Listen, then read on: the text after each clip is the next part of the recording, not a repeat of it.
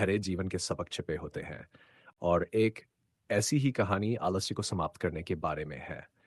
ये कहानी हमें सिखाती है कि कैसे आलस्य जीवन में बाधा बन सकता है, इससे छुटकारा पाने के लिए क्या कदम उठाने चाहिए। कहानी की शुरुआत बुद्ध के पास एक आलसी व्यक्ति के आने से होती है। वह व्यक्ति बुद्ध के चरणों में आकर कहता है, भगवान, मैं बहुत आलसी हूँ। मैं किसी भी काम में मन नहीं लगा पाता। मुझे हमेशा नींद और आराम की ही इच्छा होती है। कृपया मुझे इस आलसी से छुटकारा पाने का उपाय बताएं। बुद्ध उसकी बात सुनकर मुस्कुराए और बोले, तुम्हारा प्रश्न बहुत अच्छा है। यह सवाल केवल तुम्हारा नहीं है, बल्कि बहुत से लोग इसे अनुभव करते हैं। मैं तुम्हें एक कहानी सुनाता हूँ। फिर बुद्ध ने उसे एक पुराने समय की कहानी सुनाई। बहुत समय पहले एक राजा था जो बहुत ही ज्ञानी और पराक्रमी था। लेकिन उसके राज्य में एक व्यक्ति हमेशा सोता रहता था और काम से दूर भागता था। वह व्यक्ति हर समय यह सोचता रहता था कि काम करना कितना कठिन है और आराम करना कितना सुखदायक। वह आलस के कारण अपना जीवन बेकार कर रहा था।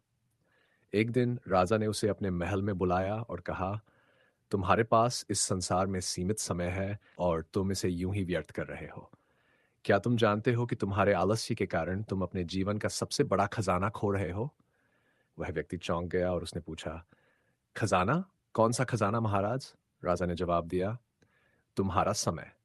समय सबसे बड़ा खजाना है और तुम इसे यूं ही गंवा रहे हो। यदि तुम इस समय का सदुपयोग नहीं करोगे, तो एक दिन तुम्हें पछताना पड़ेगा, लेकिन तब तक बहुत देर हो चुकी होगी।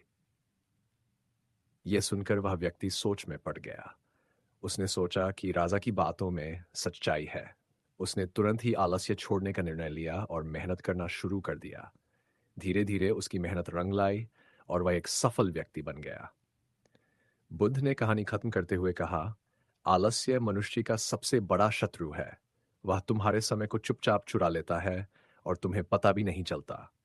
यदि तुम इस समय का सही उपयोग करोगे तो जीवन में सफलता जरूर मिलेगी। वह व्यक्ति बुद्ध की बातों से बहुत प्रभावित हुआ और उसने आलस्य को छोड़ने का निश्चय किया।